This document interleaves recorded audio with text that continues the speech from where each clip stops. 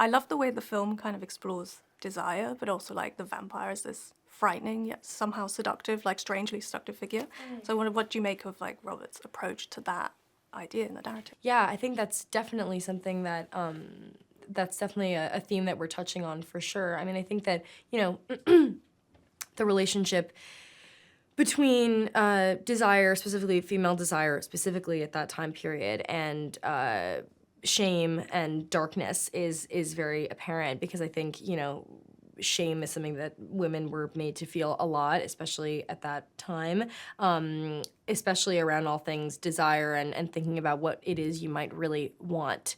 And especially when it comes to like a darker realm, I think, you know, women at the time were really set on a path to be kind of one thing. And if you strayed from that at all, you were kind of like looked down upon.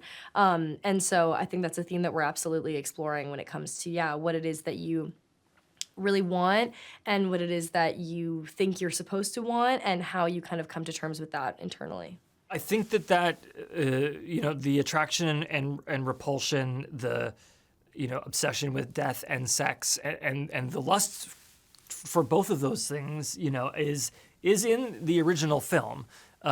You know, and it's interesting that, like, as much as Ellen seems repulsed by Orlok, even in the Murnau film, there is some, I feel like, sense of sensuality or eroticism, even if it's unconscious by her character in that. And so this was something to explore further in my version. But it's always there in the vampire folklore. I mean, some early vampires didn't drink blood; they just fornicated with their widows until they died from over fornication. So I think that, you know, that is maybe the lasting power of the vampire, and why it could, you know, I mean,